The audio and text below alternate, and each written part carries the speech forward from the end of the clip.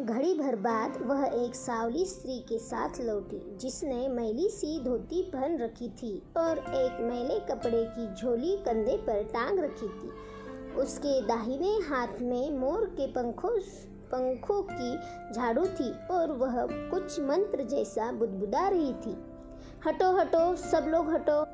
वहां पहुंचते ही उसने सबको दूर हटा दिया और स्वयं राधा के मूर्छित शरीर के निकट बैठकर उसका झाड़ा करने लगी।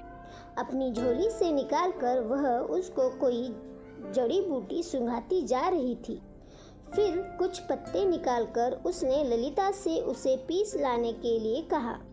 ललिता उन पत्तों की लुंगदी बना लाई। तब उसने उसे बाहर जाने के लिए कह दिया। सबके बाहर जाने के बाद उसने कक्ष का द्वार बंद कर लिया।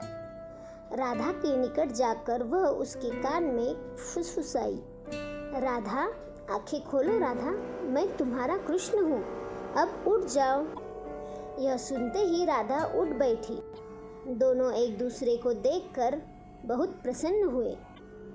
प्रहर भर बाद श्री कृष्ण ने द्वार खोल दिया। राधा को स्वस्थ बैठी हुई पाकर सब उसके निकट चले गए। इस बीच श्री कृष्ण अपनी झोली उठाकर चुपचाप घर से निकल गए। अद्भुत था उनका स्नेह संबंध और लीलाएं। राधा ब्रिज के राजा वृषभानु की पुत्री थी। उनकी 8 विशिष्ट सखियां थी जो उनकी सेवा में सदैव संलग्न रहती थी। उनके कार्य भी सुनिश्चित किए गए थे। वे प्रतिदिन भांति भांति से उनका श्रृंगार करती और मनोरंजन के लिए उनके साथ विहार करने जाती थी। गह्वर वन और गोवर्धन पर्वत उनका अत्यंत प्रिय स्थान था, क्योंकि कृष्ण वालों सहित उसी और अधिकतर गोचारण किया करते थे।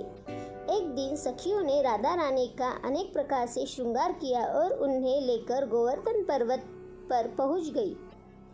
गिरिराज की बिखरी हुई शिलाओं के बीच कृष्ण और अन्य ग्वाला बाल लुका छुपी खेल रहे थे। राधा भी अपनी सखियों के साथ वही गिरिराज की शिलाओं पर खेल करने लगी।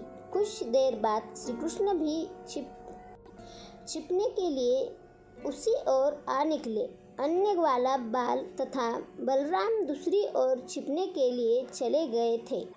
राधा कृष्ण एक दूसरे को वहां पाकर बहुत प्रसन्न हुए।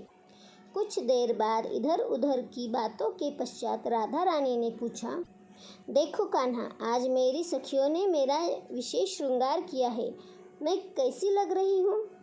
बहुत सुंदर। कृष्ण ने उन्हें नख से शिख तक निखारते हुए कहा, परंतु एक कमी रह गई है। कैसी कमी? राधा ने पूछा। तुमने सिंदूर नहीं लगाया है। कृष्ण ने मुस्कुराते हुए कहा, सिंदूर? वह तो पति के हाथों से ही सजता है कान्हा, अपने हाथों से उसकी वह शोभा नहीं होती। राधा ने भी उसी अंदाज में उत्तर दिया, तुम्हारा पति तो मैं हूँ, कहो तो अभी लगा दूं सिंदूर? अभी यहाँ पर्वत पर सिंदूर कहाँ से लाओगे कान्हा? इस क्षेत्र में सिंदूर कहाँ? तुम आदेश तो करो, दास हूँ मैं तुम्हारा, एक बार कह कर तो देखो। कृष्ण हंसते हुए बोले, ठीक है फिर लगा दो तुम सिंदूर, लेकिन इस पर्वत क्षेत्र से बाहर नहीं जाना होगा। नहीं जाऊंगा, बस तुम अपनी आंखें बंद करो। मुस्कुराते हुए राधा ने अपने नेत्र बंद कर